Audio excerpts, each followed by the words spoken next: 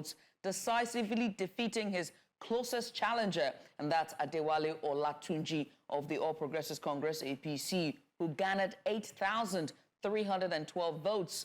This election was conducted to fill the vacant seat left by the late Representative Olaide Akinremi, who passed away on July 10th of 2024.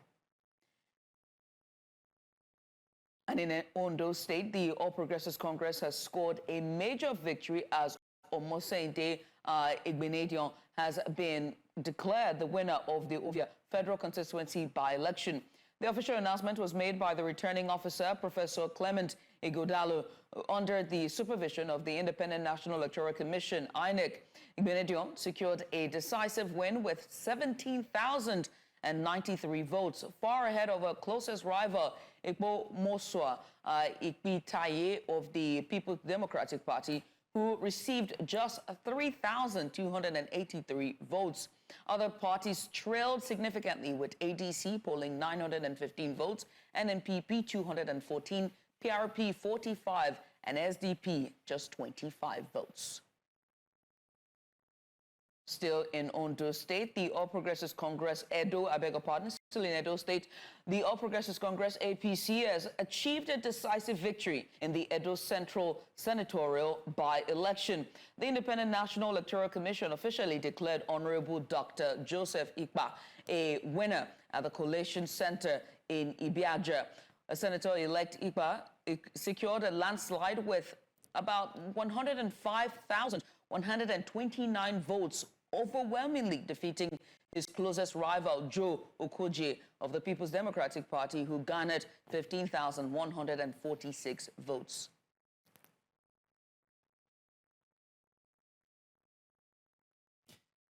Now in Kano State, the All Progressives Congress has claimed victory in the Gari Sanyawa supplementary election. The returning officer, Professor Mohammed Waziri of Bayero University, announced the results Sunday, declaring APC candidate Gaba Gwarmai the winner with 31,472 votes. Gwarmai defeated New Nigeria People's Party candidate Yusuf Maigado, who polled 27,931 votes. The supplementary election was held following an inconclusive initial poll in the constituency. And meanwhile, the People's Democratic Party in Kano State has condemned the disruption of the by-election for the Shanono Bagwai State Assembly seat. The statement on Saturday by the party chairman, the state chairman, Yusuf Ado Kibia, condemned the strong terms, he condemned in strong terms the use of violence or the threat of violence to influence voters and the outcome of the election, saying it is unacceptable and must be condemned in the strongest possible terms.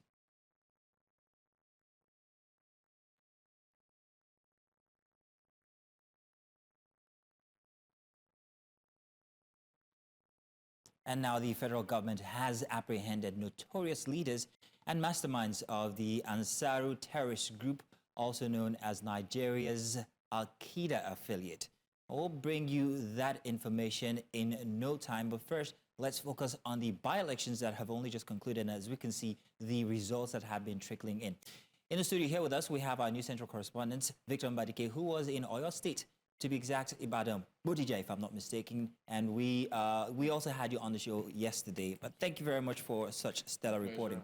Let's take a look at what happened yesterday. From what you've seen, being on the ground, do you think that this is kind of like maybe a play of what will happen come 2027? How smooth were the processes, the electorate, their turnout, their, well, everything put together? What do you think?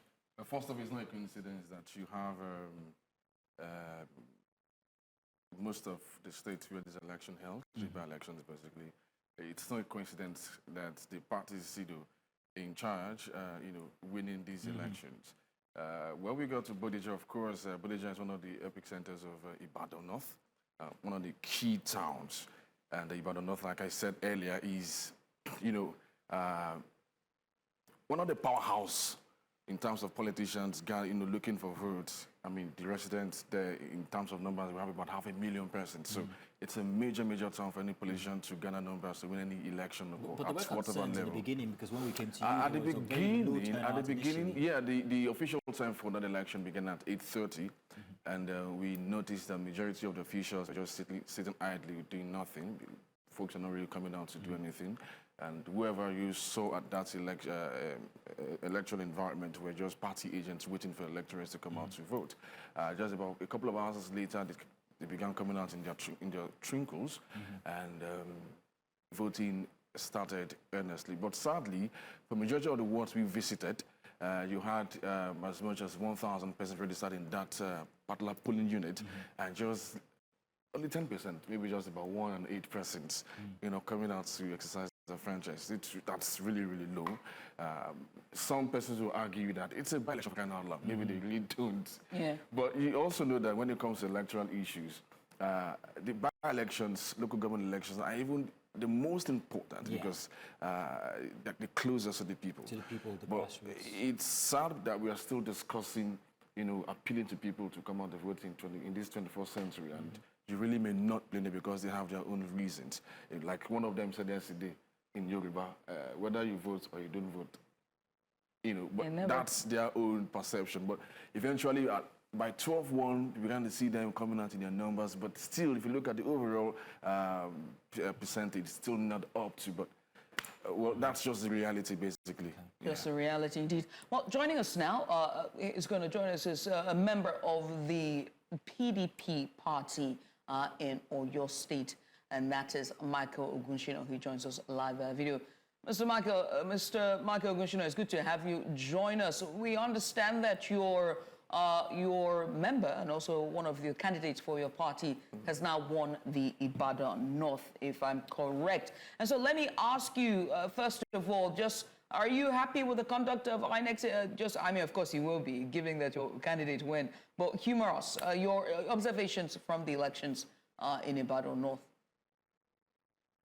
Well, good morning. Good morning. I'm not just a member of the PDP. I'm actually the state publicity secretary and at the same time the state youth leader of the party in Oyo State. So speaking for this election, I must, number one, commend INEC for a yeoman's job. They worked very hard. Given the fact that we have a very large number of polling units, we have 512 polling units. That is the largest in the state.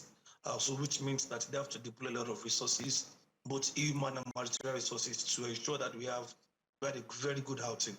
And I want to also use this medium to thank our voters, the electorate, for coming out to identify with our party, to also allude to the fact that they are okay, they are fine with what Governor Chimakinde is doing, with what the PDP is doing in Oyo State, and to also say it with loud voice that Oyo is a PDP state. And to also confirm that PDP is not dead. There is nothing wrong with the PDP, either in the Southwest or in the nation. This noise of coalition is not affecting us, we're not bothered. We are aware that there are only two parties in Nigeria, active parties in Nigeria, the PDP and the APC. So I want to thank INEC for a very humorous job. They worked very hard yesterday. At some point, I knew that early in the morning, they had a lot of logistical issues that some of us had to actually step in to see how we can help them out. But really, they had issues in the morning. At some point, the Beavers had issues too. The Beavers weren't working. I couldn't vote until very late yesterday. I couldn't vote until when the election was almost over. It was that serious. But by and large, INEC did their best yesterday, and thankfully, the will of the people prevailed. We worked very, very hard, and people saw us campaigned. We campaigned for the people. We campaigned for the people. We introduced our candidates. They accepted it from us, and they came out in their numbers to vote for us. And you see, this issue of voters' apathy that has become a fundamental problem in this country is actually caused by there's a trust deficit between the people and the government. There's a lot of trust deficit, and it's a fundamental problem. And the earlier you understand that, the better for us. All right, Michael. There's a fundamental issue. Now, Michael, first of all, to say yes. Congratulations. We can hear the celebration in your voice. I'm not exactly sure what you meant by the only two parties in Oyo State being the APC and the PDP, but I'll let that slide. Now, let's talk about the conduct of INEC for yesterday. Let's talk about the conduct of INEC for yesterday, the fact that your party won. Now, from what you saw and how they conducted the by-elections, if the tides were the other way around and the APC won, would you still be satisfied with the conduct of INEC? You see, we are a democratic political party, and in every contest there must be a winner. There is no law that says that PDP must win the election. No, the electorates will have to choose ultimately. We campaigned, we spoke to them, we reached out to them, we engaged them. So if we had actually lost the election, of course, we still tell INEC that you did your best. It might be painful, but we have to accept the reality. Don't forget that the leader of our party, Governor Seyi Makinde, is a democratic person, believes so much in democracy. As I speak to you, we have 8 reps in the APC. Our 3 senators are in the APC. We have assembly members, and we are coexisting peacefully. So if any of them, you see, one of the things we keep telling people is that PDP will come, PDP will go. APC will come, APC will go. Our taste will remain. So what is important for us as a people, as a state, as a nation, is the fact that we look beyond our pecuniary and parochial differences and affiliations. So actually stay what is true and what is right. If APC won the election, and the election was adjudged to be free, fair, and credible, you will accept the results. In fact, by now, as the state policy secretary, I'd have actually issued a statement to congratulate the winner. I'm expecting my brother in the APC to greet me congratulations. Probably it's not yet awake. The vote margin is so much. Maybe they're still sleeping. I know when he's awake, he should have sent me a congratulatory message. Say, Michael, you have done well. All right. So it doesn't matter who wins. What is better for us is that our state progresses. All right. Well, we'll switch gears away from Oyo State for now. Mr. Michael, we'll still keep you on standby as we bring in our correspondent from Edo State, and that is Ameze Bazwaye. She joins us live now. Ameze, a very good morning to you. We have seen the results trickle in for Edo, and it's loud and clear. It seems that APC has now found a home in Edo State. Tell us, I need to know, first of all, to start with, have you spoken to members of the APC camp and those who have now been announced winners? What's the mood like there? All right, thank you very much, CBS. So like you rightly said, APC actually found a home here in Edo State. We have the candidate from the APC, of the Federal Constituency, of course, Canadian, actually coming out top in, of course, to beat her closest rival of the PDP, talking about the Pomosa IT. The margin was quite large. Also, in the Edo Central Senatorial District, we had Joseph Isia coming out tops, and of course, his closest rival, the person of Prince Joe. APC members here in Edo State are quite distant. They're quite excited. But over the night, once the results were announced, a lot of them have been excited. A lot of them have actually been jubilating all around. On the other side, talking about the PDP, I spoke with the chairman of the PDP, in person of Adewale Olatunji. He was actually complaining that there was a lot of cash inducement during the by-election yesterday. And of course, he also talked about the fact that there was intimidation of some voters who they allege that the APC actually tried to stop from exercising their franchise. We're going to be getting that live later on today. I'll be speaking to him in Benin City because that's where he is. I'm not currently there. But once I get there, I will talk with him live so we can get that on our station as well. So basically, the mood in the APC side has actually been really exciting. There were complaints about the beavers being very slow when it comes to accrediting voters. And even we know, from your report there, the governor, when he tried to vote, it took minutes. And also our observers who joined us, our partners, and that's Kimpact, when we had the team lead for Kimpact Development Initiative. He also did, allude to beavers being slow. I just need to, talk to you about that in terms of their process. INEC, from your observation and speaking to all of the voters, towards the end of the day, did the service pick back up? Was it smooth, or was there still those gaps in terms of, the beavers working and verification? It didn't pick up, actually. It was still the same across a lot of local government areas, of course, polling units where people were voting. Some persons, they had to either take off their glasses, take off their caps, tilt your face to one side, pan your head up, pan your head down. the INEC officials tried their best to ensure that everybody who came out to vote was actually accredited. But for some persons, it took a while. Some were actually disenfranchised. They couldn't even actually vote because they were not able to be accredited. It was really tough for a lot of persons. Like I rightly said yesterday, the Edo State governor was one of those who actually went through that. It took about 7 minutes. He went through a lot, took off his glasses, took off his cap, changed directions, changed positions before he was actually being able to be accredited yesterday. And it happened to a lot of persons across board. Some persons who probably have grown in age, their faces have changed. I even had one person jokingly say he has been suffering, so that's why his face looks like this. And of course, the Beavers machine could not take him or could not capture him, basically. I think INEC needs to do a lot more in subsequent elections to ensure that this doesn't take place, because you cannot disenfranchise people who are coming out with their full heart to actually cast their vote. I can't help you here because you've just armed me, Bazwai, amazing. You just armed me because Sakpa is real. So you're trying to say that if I was to go back to vote now in 2027, Beavers will not recognize me. I've reduced in size. Don't think that will happen to you. She has she's what's the word, filled in since the last time, so gosh, you look I okay. wish. But I want us to come back inside of the studio. Amenze, thank you very much. We'll still be coming back to you, but we have Victor here in the studio with us, and I'd like to ask him questions regarding the Beavers and the youth yesterday.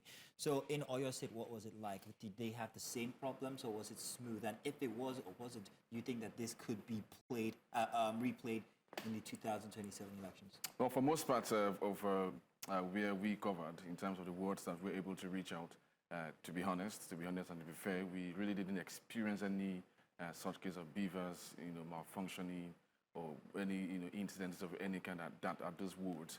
But a few hours later, we had some domestic election observers who approached us to say, hey, we were at some wards, particularly Ward 6, where the beavers was recognizing the faces. Ward 6, same Ibadan North. Okay.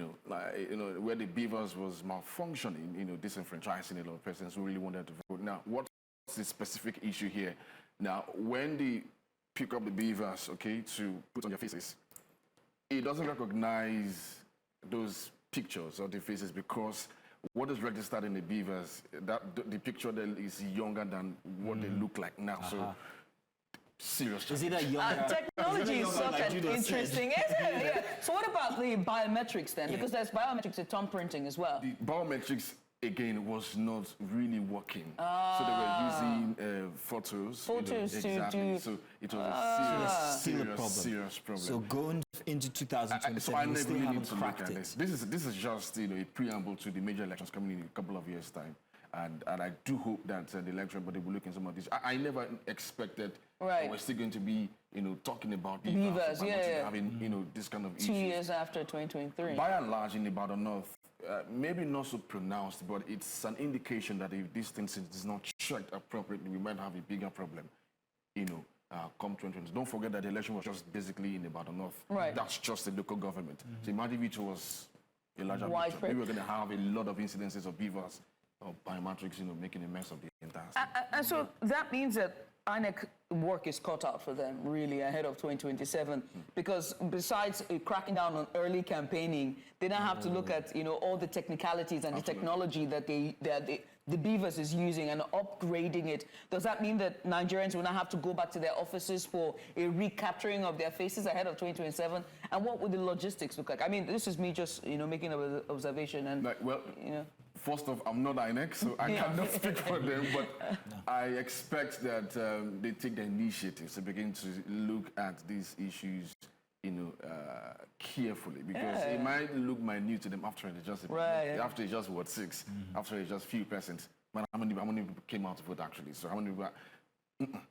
It's a very serious issue. Ibadan Oyo State is one of the, in fact, is the largest in terms of population, in terms of size. So imagine if it was a government election. That's disaster. So for the fact that it's just a local government and a couple of wards, particularly Ward 6, where it was really pronounced, I think INEC should begin to look at it critically so that people will not begin to lose faith, lose confidence in what INEC really can do in terms of organizing a proper election, in terms of the credibility of these elections, in terms of people not raising eyebrows and raising questions about, are these guys really ready for the main elections 2027? That's something I think they should be looking at. Absolutely. Absolutely. Yes, indeed. Should we come back to Michael? I hope we still have Michael on. Michael, if you're still on, wanted to ask you, same question regarding the BVAS and the use in these elections. Do you think that this is a sample for 2027? Do you think that the problems that we still have many years after, that we're still going to be finding that in 2027? Or what suggestions do you have for INEC? Honestly, I think that INEC needs to do better. This is 2025. Things have evolved. INEC should also evolve. There are a lot of gray areas and still there are operations, election management processes, a lot of gray areas. Yesterday, after the elections in my polling unit, Unit 16, Ward 8, Ibadan North, we had to wait for several minutes. It took a while for the results to be uploaded to the IREV. You know, and we have to ensure that that is done before they leave the polling units. So it's a lot of process. There were not just free space yesterday. For me, I was late for more than 30 minutes before I could even cast my votes, because actually the machine captures my face, but you know, after it couldn't just verify.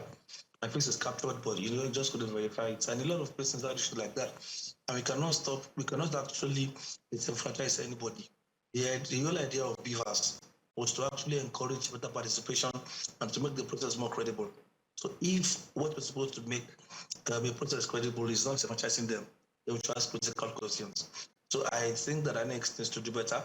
The ICT team needs to look into how they can be more efficient and effective. The waivers is no doubt a very beautiful innovation, but of course, like every other institution, they need to look at how to make it better. And also, elections most times between 8 and 2 p.m. You know, that's about 6 or 7 hours marked for elections. So you cannot be using 2 or 3 minutes on a voter. It's a lot of time that you're wasting. A lot.